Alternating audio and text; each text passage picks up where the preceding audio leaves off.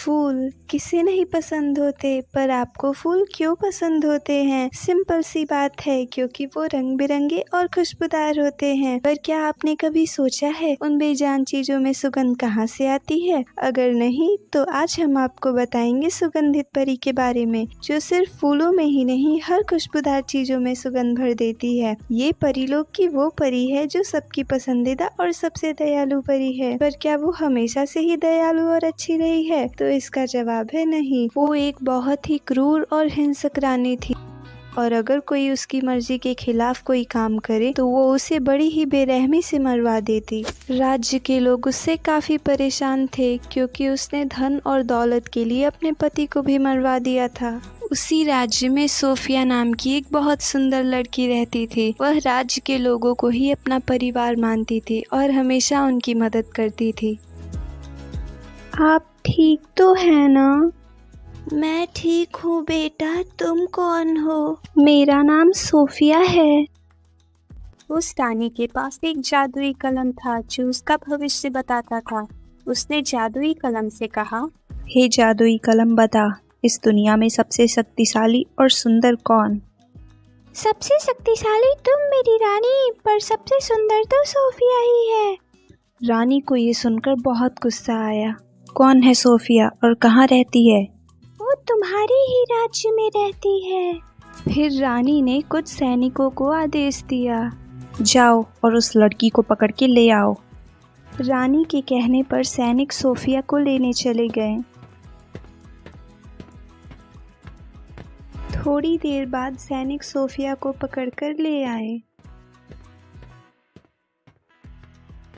Sophia इतनी सुंदर थी कि जब रानी ने उसे देखा तो वह उसे देखती ही रह गई। ए लड़की, तुझे पता नहीं इस राज्य में मेरी इजाजत के बिना एक पत्ता तक नहीं हिलता, और तेरी इतनी हिम्मत कि तू मुझसे भी ज्यादा सुंदर दिखे। ले जाओ और इसके चेहरे पर तेजाब डाल दो। रानी के कहे मुताबिक सैनिक सोफिया पर तेजाब डालने ही वाले थे, तभी उनमें से एक बूढ़े सैनिक को उस पर दया आ गई और उसने उन्हें ऐसा करने से रोक दिया। रुको, ये तुम लोग क्या कर रहे हो? उस क्रूर के कहने पर इस बेचारी बच्ची पर तेजाब डाल रहे हो। अगर हमने ऐसा नहीं किया तो रानी हमें मार डालेगी। तुम लोग डरते होंगे उस रानी से, मैं नहीं डरता, तुम लोग जाओ यहाँ से। ये सारी बातें रानी का एक खबरी सुन रहा था। उसने रानी को जाकर सारी बातें बताईं।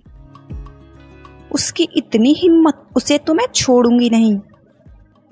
रानी ने फौरन उस बूढ़े सैनिक और सोफिया को दरबार में पेश होने का हुक्म सुनाया। तुम्हारी इतनी हिम्मत कि तुम मेरे खिलाफ जाओ, ले जाओ और इसका गला काट के मुख्य द्वार पर टांग दो, ताकि दोबारा कोई मेरे खिलाफ जाने की हिम्मत ना करे।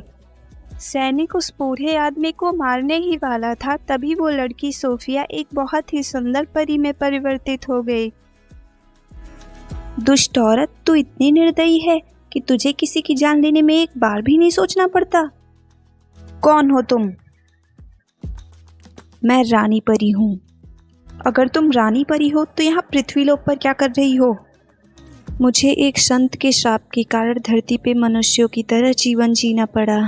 एक दिन मैं परीलोक में परियों को जादू सिखा रही थी, तभी बिजली परी ने गलती से परी महल की तरफ बिजली का जादू कर दिया।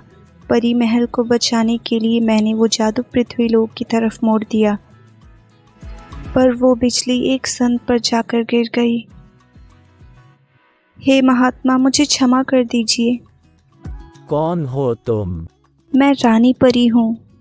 दुष्ट परी, तुझे दूसरों की जान की कोई कीमत नहीं। मैं तुझे श्राप देता हूँ, आज से तू एक समान मनुष्य की तरह जीवन जिएगी।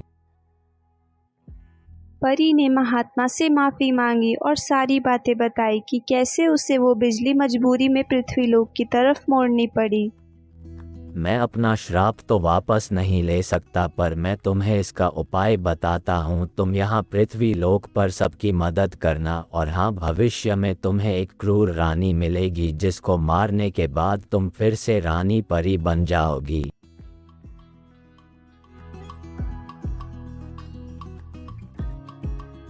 उस दिन के बाद से मैं पृथ्वीलोक पर ही हूँ और आज तुम्हारा अंत निश्चित है। रानी परी से माफ़ी मांगने लगी। मुझे माफ़ कर दीजिए, मैं दोबारा किसी को भी कष्ट नहीं पहुंचाऊंगी। बार बार रानी के माफ़ी मांगने पर परी को उस पर दया आ गई। ठीक है, पर तुम यहाँ नहीं परीलोक में रहोगी। पर परीलोक में सिर्फ महान आत्माएं ही रहती हैं, जिसके लिए तुम्हें ये शरीर त्यागना पड़ेगा। रानी ने अपने शरीर का त्याग किया और रानी परी के साथ परीलोक में चली गई। फिर रानी का नाम सुगंधित परी पड़ा।